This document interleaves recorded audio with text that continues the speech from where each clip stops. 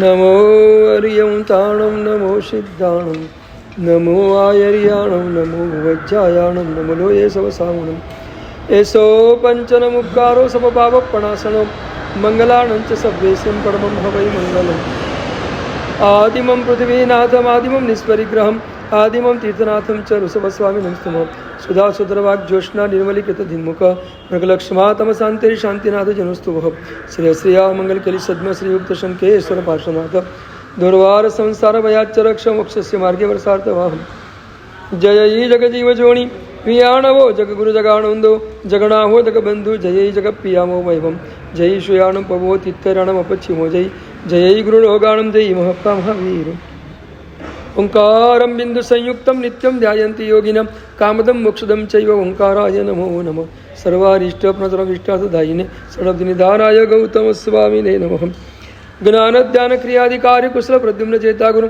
આંતરલોચન વિઘ્ન પ્રોદ્ભાસિતમ યસ વૈ ઓંકારણ સુસેવિત સતતમ ઓંકાર સેવા પર સ્વયં સૌમ્યમના સદા વિજયતે શ્રી સિદ્ધિશૂરીશ્વરમ સ્વયં સૌમ્યમના સદા વિજયતે શ્રી ભદ્રશૂરીશ્વરમ સ્વયં સૌમ્યના વિજય ઓંકાર અજ્ઞાનતિરંકમ સ્યામ નેત્રમુન્મિલિતમ મેન તસ્મૈ શ્રી ગુરવે નમઃ. દિઠ્ઠો સુવિધિ જીણન સમાધિ રશે ભર્યો હોલાલ ભાષ્યો આત્મ સ્વરૂપ અનાદિનો વિસર્યો હોલાલ સકલ વિભાવ ઉપાધિ થકી મન ઓસર્યો હોલાલ સત્તા સાધન માર્ગ ભણી સંચર્યો હોલાલ.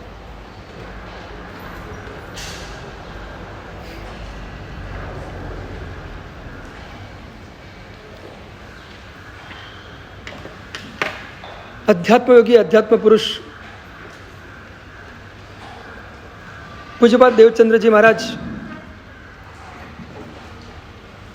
અનુભૂતિ સંપન્ન મહાપુરુષ આપણને આપણા પોતાની અનુભૂતિમાં લઈ જવા માંગી રહ્યા છે. પોતાનો અનુભવ કરવો એ આ જીવનનું ધન્ય કૃત્ય છે. જ્યાં સુધી આપણે આપણા પોતાનો અનુભવ ન કરી શકીએ ત્યાં સુધી આ પરમાત્માના શાસનને પામ્યાનો બહુ લાંબો અર્થ પણ નથી.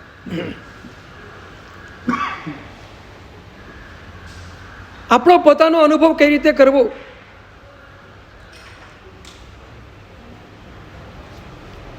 એની પ્રોસેસમાં ઊંડા જતા પહેલા અનુભવ શું છે, આ કેરી છે એ જાણવું એ જુદી વસ્તુ છે અને કેરીનો આસ્વાદ માણવો એ જુદી વસ્તુ છે. આત્મા આ છે એ જાણવું જુદી વસ્તુ છે અને આત્માનો અનુભવ કરવો એ જુદી વસ્તુ છે. પરમાત્મા આ છે એ જાણવું જુદી વસ્તુ છે અને પરમાત્માનો અનુભવ કરવો એ જુદી વસ્તુ છે. કેરીને જાણતી વખતે કેરીની મીઠાશનો અનુભવ નથી, પણ કેરીનો સ્વાદ, કેરીનો આસ્વાદ કરતી વખતે મીઠાશનો અનુભવ છે. બસ એ અનુભવ કેવી રીતે કરવો,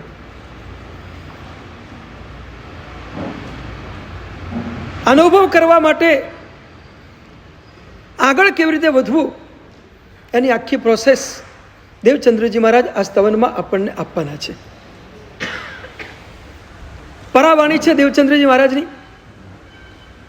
સહજ રીતે અંદરની સ્ફૂર્ણાથી જે તત્વ અંદર ઘૂંટાયું છે, જે તત્વ અંદર અનુભવાયું છે, એ તત્વ સહજ શબ્દ સ્વરૂપે બહાર પ્રગટ થયું છે. પરાવાણીમાં કોઈ આયાસ નથી હોતો, પરાવાણીમાં કોઈ પ્રયાસ નથી હોતો. પરાવાણી સહજ હોય, સહજ જ અંદરથી નીકળતી વાણી એ પરાવાણી છે. અને આવી પરાવાણી સ્વરૂપે નીકળતું આ દેવચંદ્રજી મહારાજનું સ્તવન અને એમની આખી ચોવીસી, આનંદગંજી મહારાજની આખી ચોવીસી પણ પરાવાણી સ્વરૂપ છે. તો દેવચંદ્રજી મહારાજની આખી ચોવીસી પરાવાણી સ્વરૂપ છે.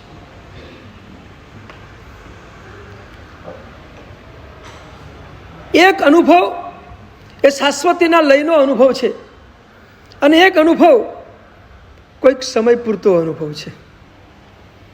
અનુભવ છે, પણ એક અનુભવ શાશ્વતીના લયનો છે. જ્યારે આત્માને કેવળ જ્ઞાન થાય, આત્મા જ્યારે સિદ્ધ પદને પ્રાપ્ત કરે એ વખતની આત્માની જે સ્થિતિ છે એ સ્થિતિ શાશ્વતીના લયની અભેદ અનુભવની સ્થિતિ છે. કારણ કે એ અનુભવ હવે ક્યારે પણ છૂટો પડવાનો નથી. કેવળ જ્ઞાન સમયે આત્મા પોતાની સ્વસ્થિતિમાં જે આવે, પોતાના આત્મ સ્વરૂપની પૂર્ણ અનુભૂતિમાં જે પહોંચી જાય, પછી પૂર્ણતા ક્યારે પણ અપૂર્ણતામાં ટ્રાન્સફર થતી નથી. એ પૂર્ણતા શાશ્વતીના લયમાં ચાલ્યા કરે છે. એ પૂર્ણતાનો અનુભવ સમયે સમયે સતત સાદી અનંતકાળ સુધી ચાલ્યા કરે છે. અને આવો એક લય એ કેવળ જ્ઞાનનો લય છે. અને એ લયની અંદર આત્મા પોતાના સ્વરૂપનો પૂર્ણપણે અનુભવ કરી રહ્યો છે. પણ એક અનુભવ છે કે જે સમ્યક દર્શનથી શરૂ થાય છે. સમ્યક દર્શન વખતે પણ અભેદ અનુભવ જ છે. કેવળ જ્ઞાન સમયે જે પૂર્ણતા સ્વરૂપ અભેદ અનુભવ છે, એની આંશિક ઝલક સમ્યક દર્શન વખતે પણ અનુભવની છે. એ વખતે પણ અભેદ અનુભવ છે.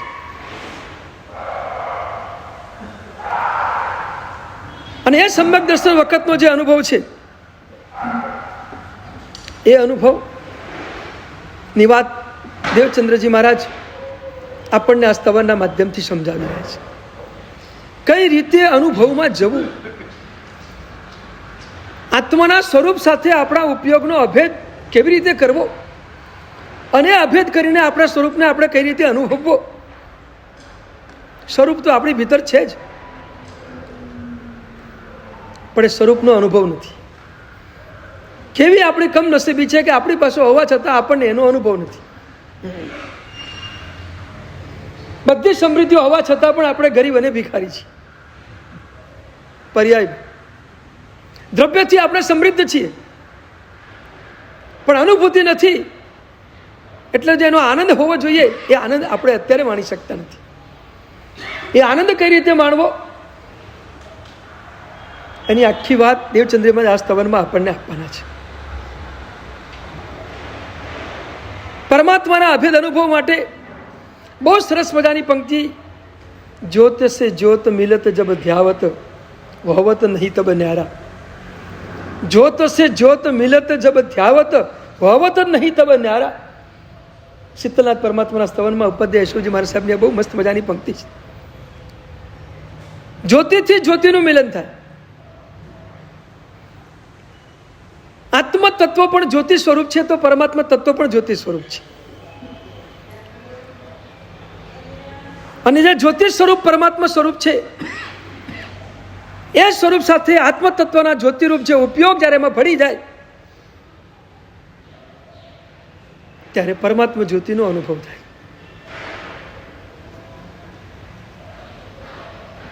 હોવત નહીં તબ ન્યારા. અને એ જ્યારે અનુભવ થાય ત્યારે આપણે એમાંથી બહાર ન નીકળી શકીએ. પણ એ અનુભવ કેવી રીતે કરવો? પરમાત્મા સાથેનો અભેદ અનુભવ એ પરમાત્માનું મિલન છે, અને આત્મા સાથેનો અભેદ અનુભવ એ આત્માનું મિલન છે. બંનેનું મિલન તો છે જ, અને બંને મિલનો આપણે કરવાના છે. શરૂઆતની ભૂમિકા આપણી પરમાત્માના મિલનની છે, પછીની ભૂમિકા આપણી આત્માના મિલનની છે. જ્યાં સુધી આત્મમિલનની ભૂમિકા અંદરથી પ્રગટ ન થાય ત્યાં સુધી પરમાત્મા મિલનની ભૂમિકામાં આગળ વધવું.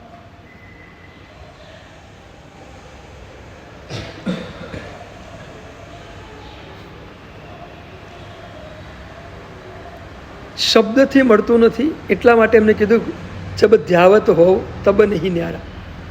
જ્યોતસ્યુ જ્યોત મિલત જબ ધ્યાવત વવત તબ નહીં ન્યારા. આખી અમને ધ્યાનની વાત, પ્રભુ મિલન માટે પણ ધ્યાન, તો આત્મમિલન માટે પણ ધ્યાન. અને ધ્યાનમાં જઈએ ત્યારે શબ્દ અને વિચારથી અળગા થવાનું.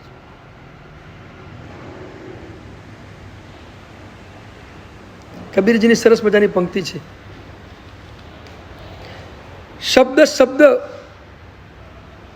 બીચ અંતરા. શબ્દ અને શબ્દ વચ્ચેનું બહુ અંતર છે. કેટલાક શબ્દો સારભૂત છે, કેટલાક શબ્દો અસારભૂત છે. કેટલાક શબ્દો કામના છે ને કેટલાક શબ્દો નકામા છે. આપણા જીવનમાં પૃથ્થકરણ કરીએ તો આપણને ખબર પડે કે આપણે કામના શબ્દો કેટલા બોલીએ છીએ, નકામા શબ્દો કેટલા બોલીએ છીએ.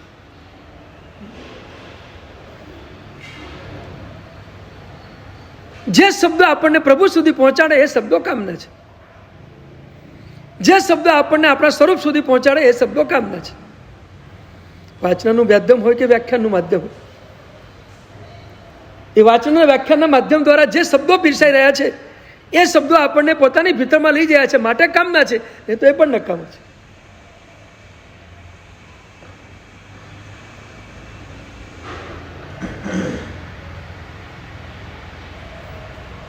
જે શબ્દથી પરમાત્મા મિલે, કબીરજી કહી રહ્યા છે કે જો શબ્દે સાહિબ મિલે, જે શબ્દથી પ્રભુ મળે, જે શબ્દથી સ્વરૂપ મળે, એ શબ્દ જ આપણા માટે કામનો છે.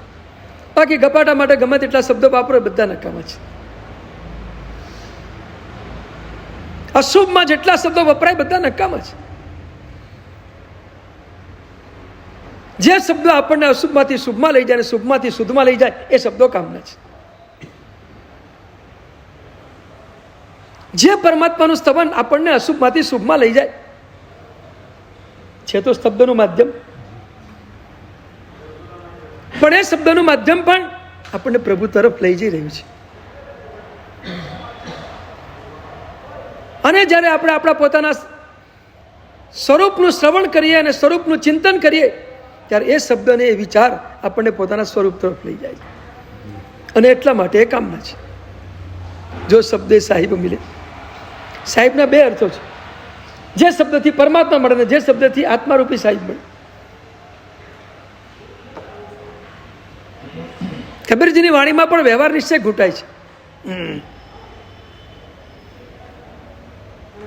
પરમાત્મા મળે એ વ્યવહારની ભૂમિકા, સ્વરૂપ મળે એ નિશ્ચયની ભૂમિકા. તો આનંદગંજી મહારાજ શબ્દના માધ્યમથી, સ્તવનના માધ્યમથી આપણને આપણા પોતાના સ્વરૂપ તરફ લઈ જવા. પણ દેવચંદ્રજી મહારાજને એ વસ્તુનો ખ્યાલ છે કે બધાની પાસે સીધા સ્વરૂપમાં ડૂબવાની ભૂમિકા ન પણ હોઈ શકે. અને એટલે જે પ્રારંભિક કક્ષાના સાધકો છે એ સાધકો માટે એમને સ્વરૂપ સુધી પહોંચાડવા કયું આલંબન આપવું. અને એટલે જ શ્રેષ્ઠમાં શ્રેષ્ઠ પરમાત્માના આલંબનથી આપણને પહોંચાડવાનો પ્રારંભ દેવચંદ્રજી મહારાજ કરી રહ્યા છે. આખી આપણી શ્વેતાંબર સંપ્રદાયની પરંપરા એ આલંબનથી અનુભવની યાત્રા છે. શ્વેતાંબર સંપ્રદાયની પરંપરા આલંબનથી અનુભવની યાત્રા છે. દિગંબર પરંપરામાં સીધા અનુભવમાં લઈ જવા વાત કરે, નિરાલંબનથી અનુભવમાં સુધી પહોંચાડવા માંગે છે. પણ એ કઠિન પ્રક્રિયા છે. આલંબન પકડીને પછી અનુભવ સુધી આપણે પહોંચીએ એ આપણા માટે બહુ સરળ અને જોખમ વિનાનો રસ્તો છે. પેલામાં ક્યાંક ભટકી જવાની પણ સંભાવના છે, ક્યાંક દંભની પણ સંભાવના છે, ક્યાંક ભટકી જવાની પણ સંભાવના છે. વ્યવહાર વિનાનો નિશ્ચય ક્યાંક આપણને દંભમાં પણ લઈ જાય. અને એટલે દેવચંદ્રજી મહારાજ આ સ્તવનની અંદર પ્રારંભમાં વ્યવહારથી નિશ્ચયમાં કઈ રીતે જવું એ પહેલી પંક્તિમાં જ આપણને બતાવી રહ્યા છે.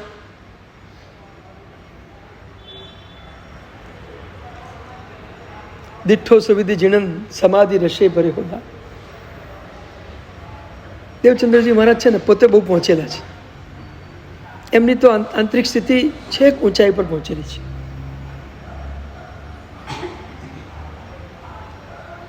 પણ છતાં એમ લાગે કે દેવચંદ્રજી મહારાજ આપણા માટે એકદમ નીચે આવ્યા છે. પરમાત્માના દર્શનથી અનુભવની યાત્રા ઉપર લઈ જઈ રહ્યા છે. પણ સવાલ માત્ર એ છે, દીઠ્ઠો સુવિધિ જીણન. સુવિધિનાથ પરમાત્માની સામે બેઠેલા દેવચંદ્રજી મહારાજ પરમાત્માને જોઈને અંદરથી નીકળતી જે પરાવાણીમાં કહી રહ્યા છે, દીઠ્ઠો સુવિધિ જીણન. હે સુવિધિનાથ પરમાત્મા, મેં તમને જોયા. આ જોયા શબ્દ છે ને બહુ મહત્વનો છે. દીઠ્ઠો શબ્દ બહુ મહત્વનો છે. આમ સામાન્ય અર્થ છે મેં તમને જોયા. મેં તમને ચર્મચક્ષુથી નિહાળ્યા. આંખથી પણ જોવાય, શાસ્ત્રથી પણ જોવાય, હૃદયમાં રહેલી શ્રદ્ધાથી પણ જોવાય અને અનુભવથી પણ જોવાય. જોવાના કામ 4 રીતથી થાય છે.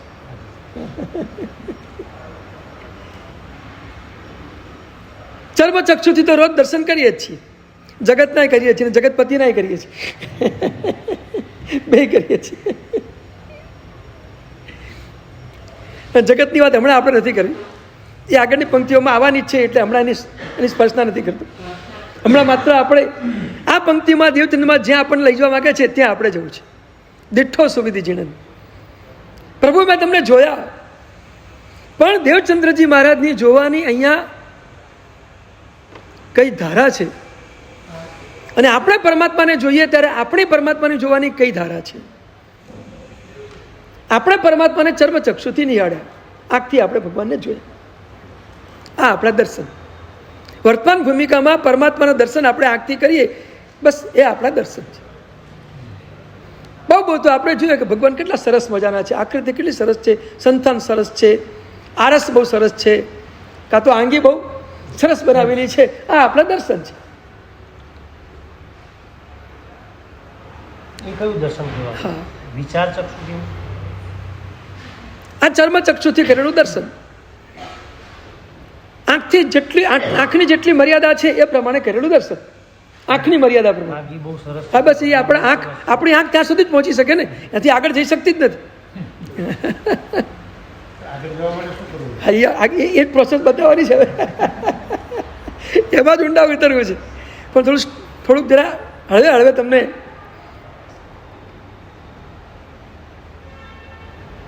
આંખથી આપણે માત્ર પરમાત્માની પ્રતિમા જોઈ શકીએ છીએ. શાસ્ત્રથી આ પરમાત્મા નથી, આ ભગવાન છે, અને આવા ભગવાન છે એવું કંઈક થોડુંક અલબ જલબ સ્વરૂપ આપણે ચિંતન કરી શકીએ છીએ. શ્રદ્ધા ચક્ષુથી આ જ મારા ભગવાન છે, આ શ્રદ્ધા ચક્ષુ છે. આ પ્રતિમા નથી, પણ મારા ભગવાન છે, આ શ્રદ્ધા ચક્ષુ છે. ભગવાન આવા હોય એ શાસ્ત્ર ચક્ષુ છે. ભગવાનનું વર્ણન ચિંતનમાં આવે એ શાસ્ત્ર ચક્ષુ છે. પણ આ જ પરમાત્મા છે, આ જ મારા ભગવાન છે, આ સાક્ષાત ભગવાન છે, બસ આ શ્રદ્ધા ચક્ષુ છે. શ્રદ્ધા ચક્ષુથી પરમાત્માને નિહાળો. દેવચંદ્રજી મહારાજની તો દર્શનની ભાષા આગળની છે, અનુભવ ચક્ષુની વાત છે. એ તો દીઠો શબ્દમાં અનુભવમાં ઉતરી ગયા છે. એક દીઠો શબ્દ 4 દર્શન બતાવે છે, 4 દર્શન.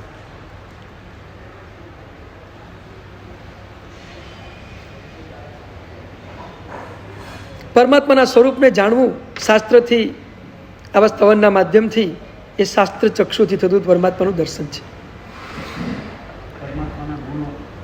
હા, અનુભવ ચક્ષુથી દર્શન. પરમાત્માના ગુણોની જેમાં આપણને અનુભૂતિ થાય એ પરમાત્માના અનુભવનું દર્શન છે. દેવચંદ્રજી ઉપાધ્યાય યશુજી મહારાજ એક સ્તવનની પંક્તિમાં ગાય છે, વિષય લગન કી અગન બુઝાવત તુમ ગુણ અનુભવ ધારા.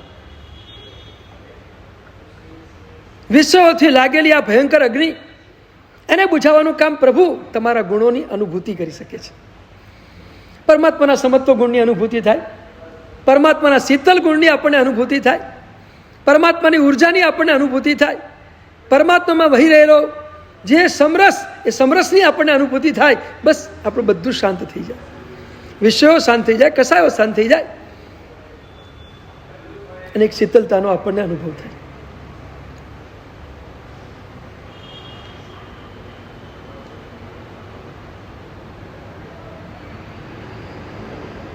દાદો પાસજી સુખદાયી, દાદો પાસજી સુખદાયી. આ સ્તવનમાં બહુ મસ્ત મજાની પંક્તિ આવે છે. શીતલતા પ્રગટે ઘટ અંતર, મીટે મોહકી ગરમાઈ. પરમાત્માને જોતાની સાથે એવી શીતલતા આપણી ભીતર સ્પર્શી જાય કે આપણી અંદર રહેલી મોહની ગરમાઈ બધી શાંત થઈ જાય.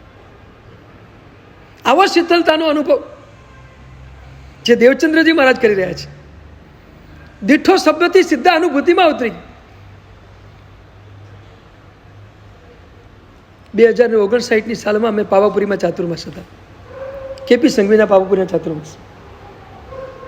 અને એ ચાતુર્માસની અંદર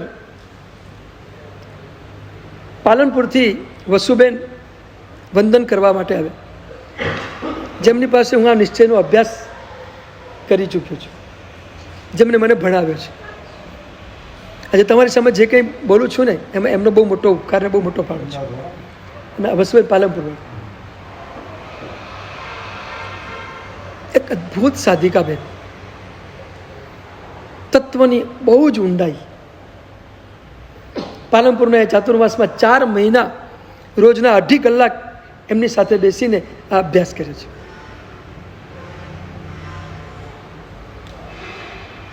એ બેન પાલનપુરના એ ચાતુર્માસ પછી વંદન કરવા માટે આવેલા. ઉપાશ્રયમાં આવ્યા, વંદન કર્યું. મેં સહજ રીતે પૂછ્યું, બેન દર્શન કરીને આવ્યા? અને એ બેને જે વાત કરી, હું સ્તબ્ધ થઈ ગયો. મને કે દર્શન તો કર્યા પ્રભુના, પણ પ્રભુએ મને સ્પર્શ આપ્યો. મેં કીધું શું થયું? જે બી પરમાત્મા સામે પહોંચી ગઈ, આંખ બંધ કરીને પરમાત્માના ધ્યાનમાં ડૂબી ગઈ. અને પછી એ ધ્યાનની અંદર જે મને શીતળતાનો અનુભવ થયો, મને એમ લાગ્યું કે મારા રોમ રોમમાંથી શીતળ પાણીના ઝરણા અને ફુવારો વહી રહ્યો હોય અને મને શીતળ શીતળ બનાવી રહ્યો હોય એવી અનુભૂતિ મને પરમાત્માના દર્શન વખતે થઈ.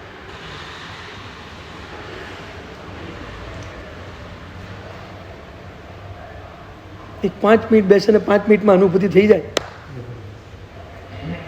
કેટલી એમની ઉચ્ચ ભૂમિકા હશે. આપણે રોજ જઈએ છીએ, પણ હજી આવી અનુભૂતિ આપણને હજુ નથી થઈ. વાસ્તવિક સ્વીકાર કરવો પડે, આપણે નથી થઈ અનુભૂતિ.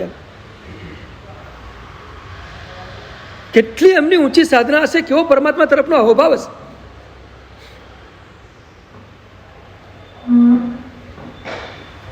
આપણા ગુરુદેવ ઓંકાર સુરેશ્વરજી મારા સાહેબથી એ પામેલા હતા. બહુ નાની ઉંમરમાં જુનાડીસામાં હતા. એમનું વતન, મૂળ વતન જુનાડીસા. લગ્ન થયા પાલનપુર, એટલે પછી પાલનપુર ગયા. હા, મૂળ જુનાડીસા. હા. અને એમને નાની ઉંમરથી દીક્ષા લેવાની ભાવના હતી. સાહેબ પાસે જાય, સાહેબ પાસે બેસે, વાંચનાલય ભણે, બધું કરે. બહુ સાહેબના રંગે રંગાયેલા હતા. પણ પરિવારની મંજૂરી નહીં મળી એટલે આખર એમને પછી અન્મ કર્મનો ઉદય પણ સમજવો ને ત્યાં જવું પડે. લગ્ન થયા સ્થાનકવાસીમાં, પણ મૂળ અંદરના સંસ્કાર દેરાવાસી. જો કે એ જે ઊંચાઈ ઉપર હતા ને, એમાં સ્થાનકવાસી દેરાવાસીનો ભેદ એમને ક્યાંય હતો જ નહીં. આ બધા ભેદથી એ પર હતા. અને અમુક ઊંચાઈ ઉપર પહોંચ્યા પછી આ બધા ભેદો હોતા જ નથી. બધા ભેદોથી પર થઈ જવાય. પણ એ પરમાત્મા પ્રત્યેનો જે અહોભાવ અને દર્શન કરતી વખતે એમની જે અંદરની અનુભૂતિ, એટલી જબરદસ્ત અનુભૂતિ હતી. આવીને મને વાત કરી કે ગુરુદેવ આજે આ અનુભવ થઈ ગયો. મેં તું કમાલ. શીતલતા પ્રગટે ઘટ અંતર મીટે મોકી ઘરમાય. આ અનુભવ ચક્ષુ સીધા અનુભવમાં ડૂબાડી દે. પરમાત્મા સીધા આપણને અનુભૂતિમાં લઈ જાય. પ્રભુનું આલંબન અનુભવમાં ડૂબાડી દે. તો અનુભવ ચક્ષુથી થતા પરમાત્માના દર્શન એ દેવચંદ્રજી મહારાજના દર્શન છે. આપણે અહીં સુધી પહોંચવું હોય તો કઈ પ્રોસેસ, એ પ્રોસેસની વાત આપણે શરૂ કરવાની છે. હા,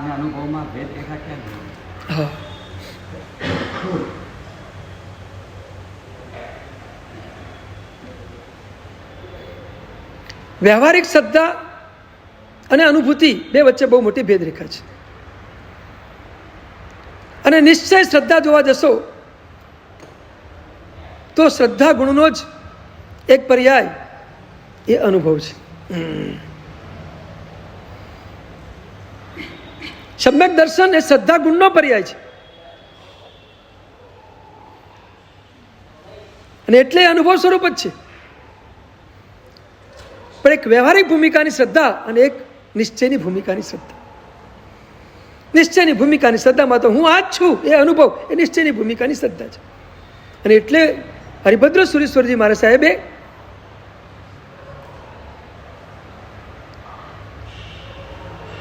સંપ્રત્યાત્મક શ્રદ્ધાની વર્ણન કર્યું છે. સંપ્રત્યાત્મક શ્રદ્ધા, શાસ્ત્ર યોગના વર્ણનમાં એમને સંપ્રત્યાત્મક શ્રદ્ધાનું વર્ણન કર્યું છે. યોગ દૃષ્ટિ સમુચ્ચયના બહુ સરસ મજાના શબ્દો છે. પ્રતીત્યાત્મક શ્રદ્ધા, તમને તમારા આત્મ સ્વરૂપની પ્રતીતિ થાય, અનુભવ થાય એ શ્રદ્ધા, અને નિશ્ચય શ્રદ્ધા છે. આ દેવ મારા, આ ગુરુ મારા, આ ધર્મ મારો એ વ્યવહારિક શ્રદ્ધા છે. આ ભગવાન મારા વ્યવહારિક શ્રદ્ધા છે. પણ પરમાત્માના ગુણની અનુભૂતિ થાય નિશ્ચય શ્રદ્ધામાં જતા રહે. આપણા પોતાના સ્વરૂપનો અનુભવ થાય નિશ્ચય શ્રદ્ધામાં ચાલે છે.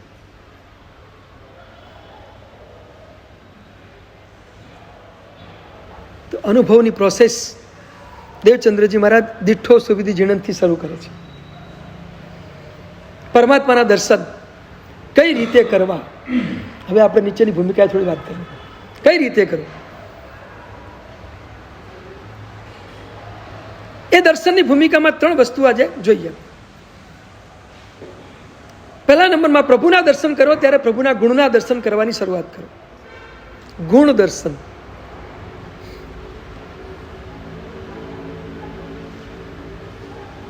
પ્રભુને જોવો ત્યારે પ્રભુના ગુણ દર્શનમાં ડૂબકી મારવાનો પ્રયત્ન શરૂ કરો. સીધા છલાંગ મારીને ગુણમાં પહોંચી જાઓ. આ મૂર્તિ નથી પણ મારા ભગવાન છે એ શ્રદ્ધા તો આપણી પાસે છે જ.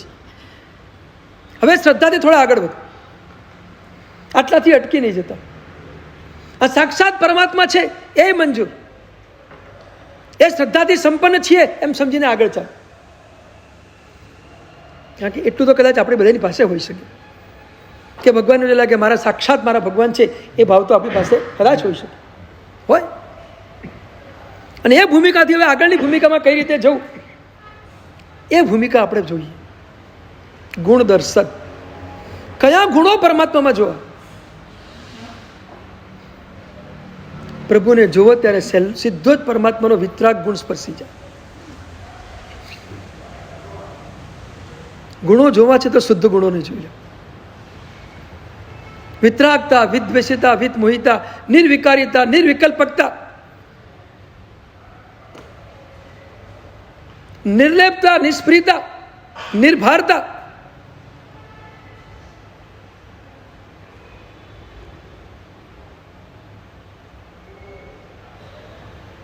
શાંત, પ્રશાંત, ઉપશાંત અવસ્થા, આ બધું જે પરમાત્માનું ભીતરી સ્વરૂપ છે એ ભીતરી સ્વરૂપને ગુણ દર્શન સ્વરૂપે જોવાનો પ્રયત્ન શરૂ કરો. પ્રભુમાં વિતરાગતા આપણને દેખાય, પ્રભુને જોઈએ અને વિતરાગતાના દર્શન થાય. આ પ્રભુનું ગુણ દર્શન છે. પણ એ ગુણ દર્શન થવું થોડું મુશ્કેલ તો છે જ. પરમાત્માને જોતા વિતરાગતાની નજર સામે આવતી જ નથી.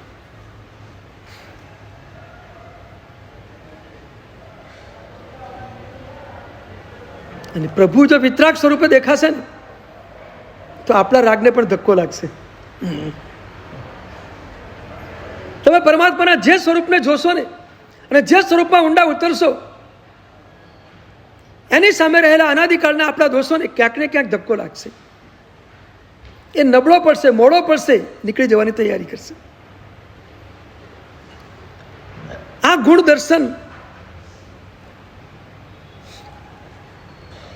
મિથ્યાત્વની બહુ મંદની ભૂમિકા પછી શરૂ થાય છે. મિથ્યાત્વની તીવ્ર ભૂમિકામાં પરમાત્માના ગુણ દર્શન ક્યારેય પણ થઈ શકતા નથી.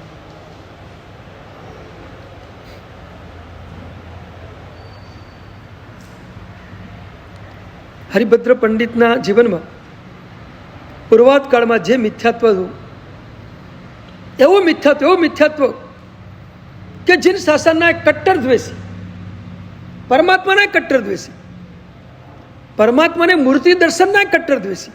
ગુણ દર્શનની વાત તો જવા દો, મૂર્તિ દર્શનના કટ્ટર દ્વેષી. જવાય જ નહીં, જીન મંદિરમાં જવાય જ નહીં.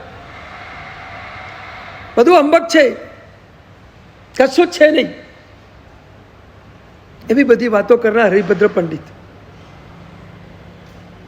કેટલો દ્વેષ પરમાત્માના શાસન પ્રત્યે અને પરમાત્મા પ્રત્યે. ત્યાં સુધી બોલે હસ્તીના તાડે માનોપી ન ગચ્છે જન મંદિર. હરિભદ્ર મહારાજ સાહેબના જીવન ચરિત્રની એક પંક્તિ છે. સામે ગાંડો હાથી આવી જાય અને બીજી કોઈ જગ્યાએ છુપાવવાનો રસ્તો ન મળે અને બાજુમાં દેરાસર હોય તો પણ મરવું બહેતર છે, પણ જીન મંદિરમાં ન જવું. આવું બોલનાર હરિભદ્ર પંડિત. કેટલો દ્વેષ હશે. આ મિથ્યાત્વ છે. આ મિથ્યાત્વની ભૂમિકા છે.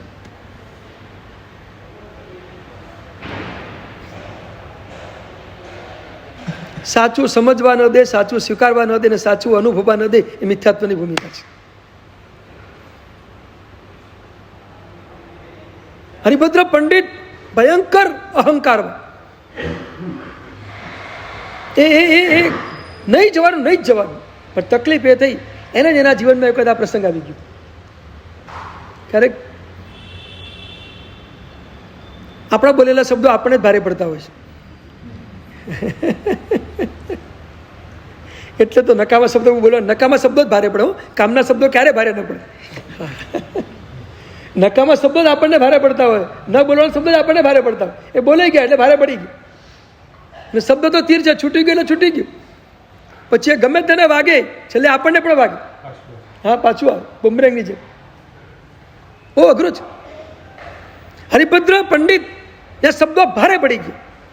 સામે જ હાથી આવી ગયો અને નાનકડી ગલીમાંથી પસાર થતો હતો. આજુબાજુમાં જવાનો ક્યાંય રસ્તો નહીં. બૂમા બૂમ મચી ગઈ હતી. બધા દરવાજા બંધ, ઘરના દરવાજા બધા બંધ. અને જે જગ્યાએ ઊભો હતો એની બાજુમાં પરમાત્માનું દેરાસર અને સામે હાથી આવતો હતો. હવે જવું ક્યાં બચવા માટે? બીજો કોઈ રસ્તો જ નહોતો. હવે એનું બોલેલું વાક્ય એનાથી જ ખોટું ઠરવાનું.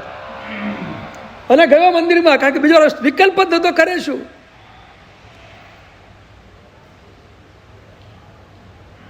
જીવન દાવ ઉપર આવે ને ત્યારે વચન દાવ ઉપર મુકાઈ જાય.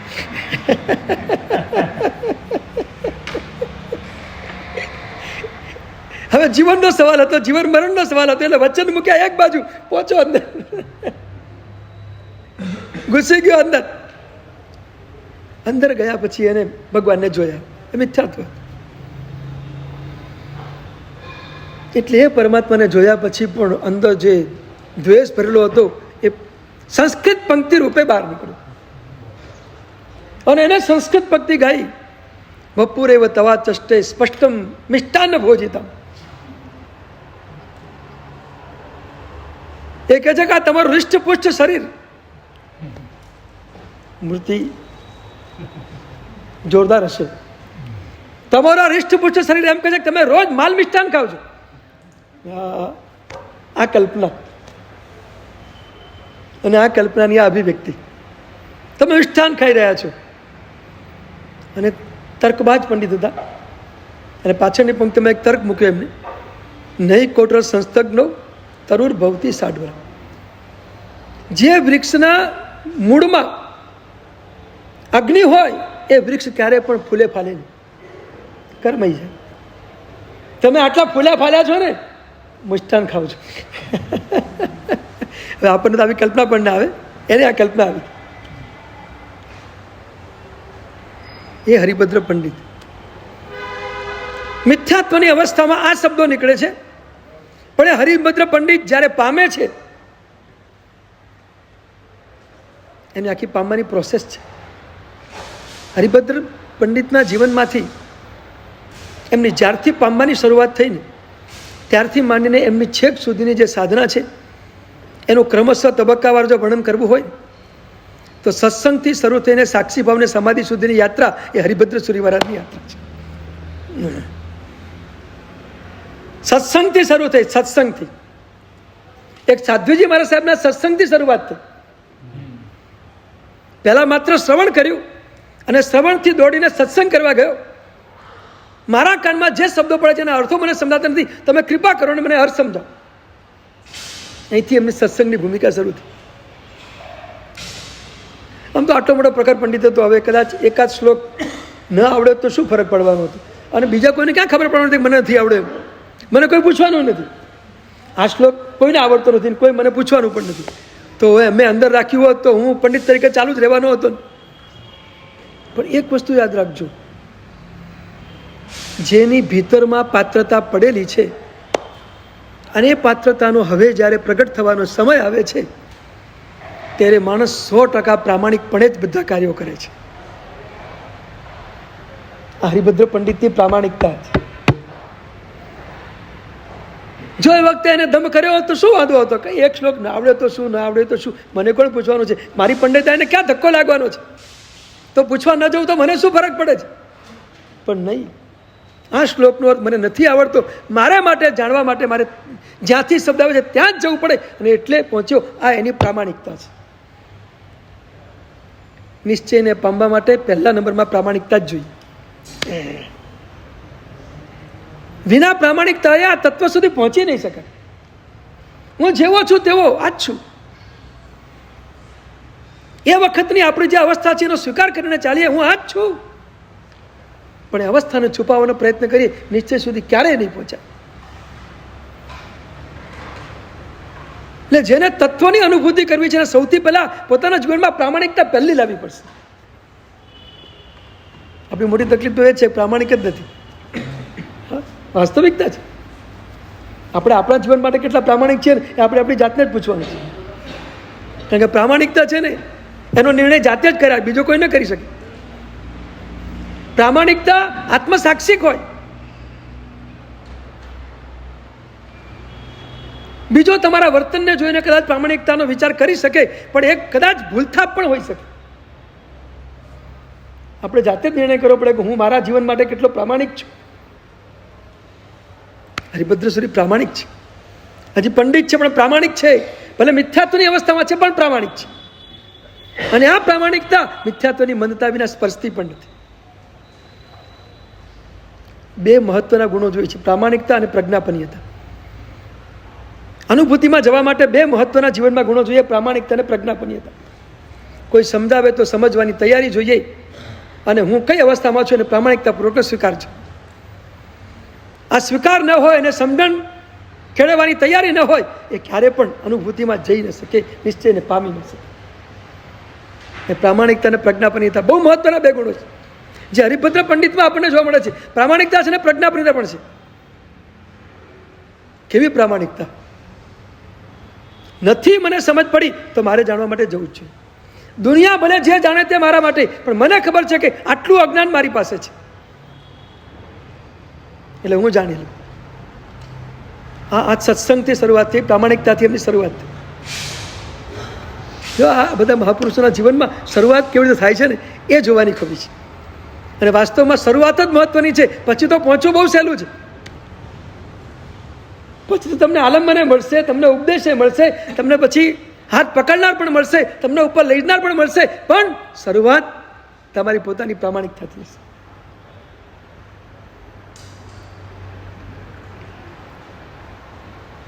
સાધુજી મારા સાહેબ પાસે ગયા. કથા આપણને ખબર છે, એટલે કથા મારે તમને કહેવાની છે નહીં, મારે તમને રહસ્યો જ કહેવાના છે. એ સાધુજી મારા સાહેબે આચાર્ય ભગવાન પાસે મોકલ્યા.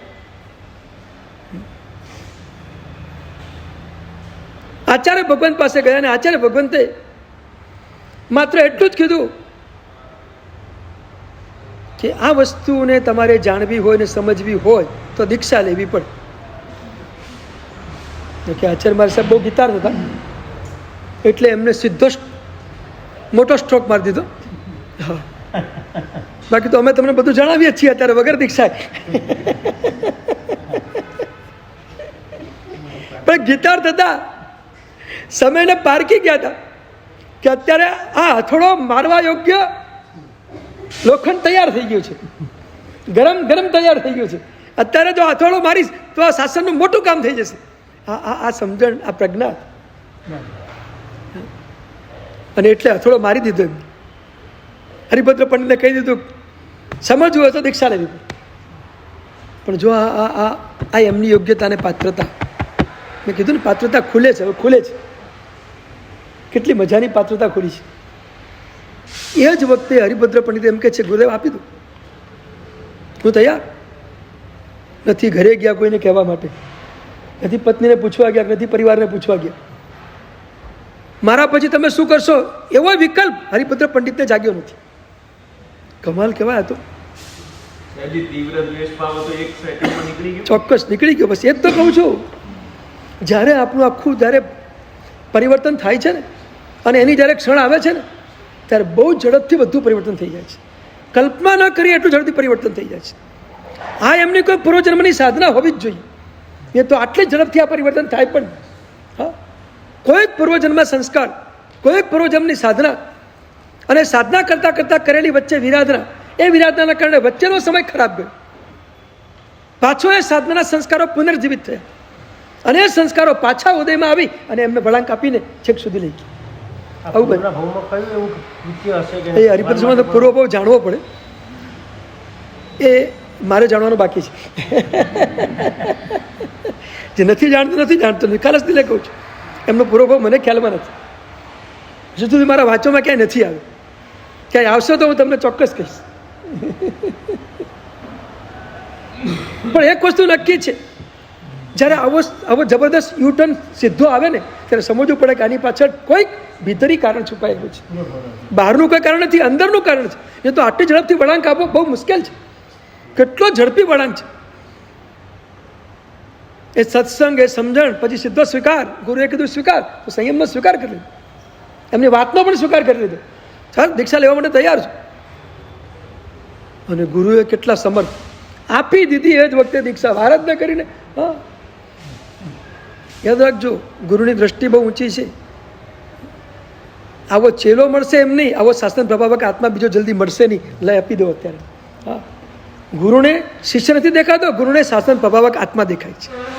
આ મારા શાસન માટે ઉપયોગી આત્મા છે, એ સ્વરૂપે ગુરુ એને જોઈ રહ્યા છે. શિષ્ય તરીકે નહીં. શિષ્ય તરીકે જોવો એ તો સ્વાર્થ છે, અને શાસનના હિત તરીકે જોવું ને, એમાં પરાર્થ છે. દ્રષ્ટિમાં ફરક હોય છે.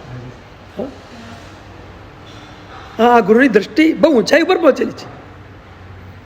આવો શાસન પ્રભાવક, આવો સમર્થ વિદ્વાન કદાચ મળશે નહીં. અને હવે એની ભૂખ જાગી છે. વાળી લીધો આખો, દીક્ષા આપી દીધી. સત્સંગમાંથી સમજણમાં, સ્વીકારમાં, પછી સર્વવૃત્તિ સુધી પહોંચી ગઈ. સર્વવૃત્તિ પછી સમર્પણ શરૂ થઈ ગયું. આખી એમની સાધનાના સ્ટેપ છે. સત્સંગ, સમજણ, સ્વીકાર, સર્વવૃત્તિ, સમર્પણ, અને સમર્પણ પછી સાધના શરૂ થઈ. અને સાધનામાંથી સાક્ષી ભાવમાં ગયા, સાક્ષી ભાવમાંથી સમાધિમાં ગયા. આ હરિભદ્ર શ્રી મહારાજની આંતરયાત્રા છે. બહુ મજાની આંતરયાત્રા છે. અને હરિભદ્ર મહારાજ આ પામ્યા પછી પરમાત્માના દર્શન કરવા જાય ત્યારે કે વપુરે તવા ચષ્ટે સ્પષ્ટમ વિતરાગતા. પ્રભુ તમારા દર્શન કરતા હવે સમજાય છે, ચોક્કસ વિતરાગતા તમારી નજર સામે આવે છે. કારણ કે વિતરાગ ન હોય તો આટલો પ્રસન્ન ન હોય. જેના મૂળમાં રાગ હોય એનું આત્મ સ્વરૂપ આટલું વિકસિત થયેલું ન હોય. જેના મૂળમાં રાગ હોય એનું આત્મ સ્વરૂપ આટલું વિકસિત થયેલું ન હોય. તમારા મૂળમાં રાગ છે જ નહીં, માટે આત્મ સ્વરૂપ પૂર્ણ સ્વરૂપે વિકસિત થયેલું છે. આ વિતરાગતા છે. અને આ વિતરાગતા એમને જોઈ, અને જોયા પછી આ દર્શન. આપણી વાત ચાલે છે ગુણ દર્શન. પરમાત્માનું વિતરાગ સ્વરૂપે દર્શન કરવું, એની આજે વાત કરી. સમય થઈ ગયો, 3 મિનિટ વધી ગઈ. આ જ ભૂમિકા હજુ આપણે આગળ સરસ રીતે ચલાવીશું. બસ ધીમે ધીમે જેટલા બને એટલા ઊંડાણમાં જવા માટે આપણે પ્રયત્ન કરીશું. પણ મને ખબર છે તમારી ભાષામાં મારે લાવવાનું છે. સૂર્યોગી સૂર્યોગી સૂર્યોગી નૌકાશ સાલ પુષ્પમ આંબેલમ વિગયપતિમ વિકાસમ વ્યાપમ અંધ્રાપણ સત્તમ સાગર શશિધર્મ સર્વમંગલ મંગળ કલ્યાણ કારણ પ્રધાન જૈનમ જય.